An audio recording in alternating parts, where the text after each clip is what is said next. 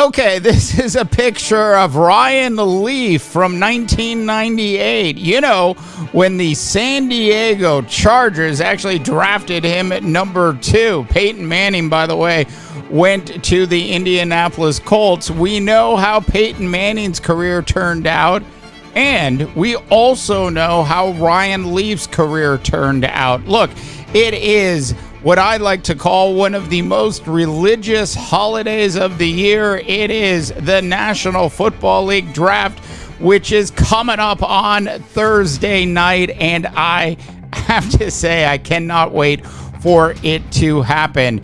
To the point we go. I'm going to give you my top 10 draft picks in this particular order. I will also include at the very least, at least one trade. I believe these picks are about as accurate as you can possibly get heading into the draft on a Monday. We still have 3 days to go, so something could happen from a trade perspective. But the no-brainer of them all, of course, is that Caleb Williams from USC is going to be a Bear. The real question is who's going to go number 2? Now, I've seen all sorts of debate that Drake May is actually heading to the Washington Commanders at number 2. Look, that is not going to happen. I believe it is going to be Jaden Daniels to the Washington Commanders, assuming that the New England Patriots actually stick with the 3rd pick and don't trade back.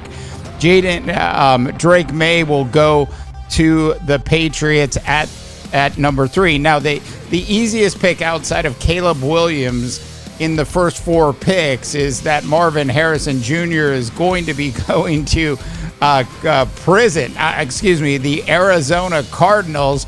So we'll see how that actually pans out for him in his career. But to the Arizona Cardinals goes one Marvin Harrison Jr. Then the Vikings are actually going to trade up and take J.J. McCarthy. Now, as much as I would love for the Vikings to not have to trade their 11th pick to the Los Angeles Chargers, I believe they're going to get a little worried and concerned that somebody else is going to gobble up J.J. McCarthy, especially after Drake May goes to the New England Patriots. I like Drake May at number 5. Malik Nabers from LSU.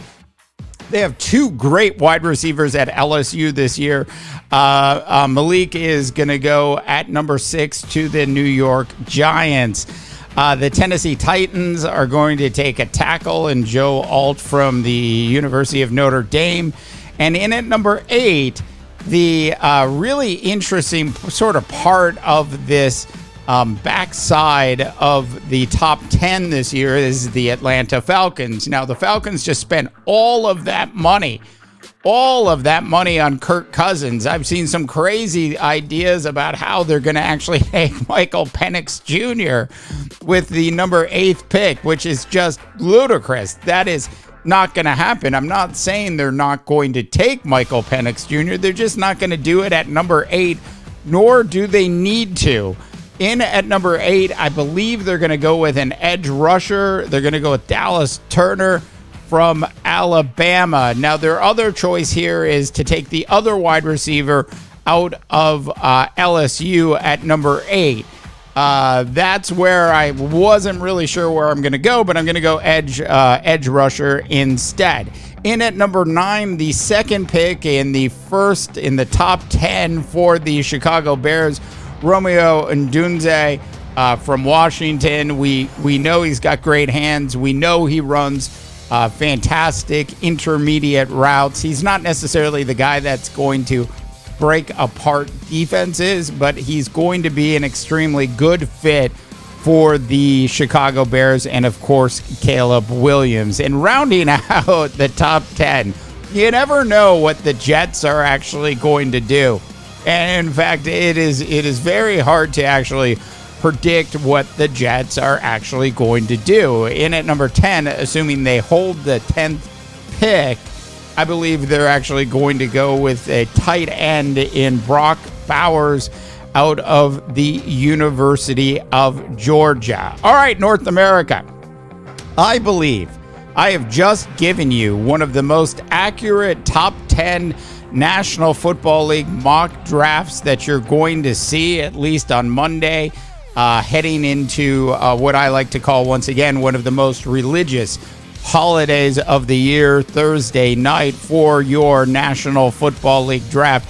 Hey, listen, if you haven't had a chance, check out our Big Sports website at underrated.media. We've got an absolutely fantastic newsletter, so check that out and sign up for it. It doesn't cost you a dime, so check it out. For the Underrated, I am Dave Dubois, wishing you all a tremendous rest of your sports viewing day. To the guitar riffs we go.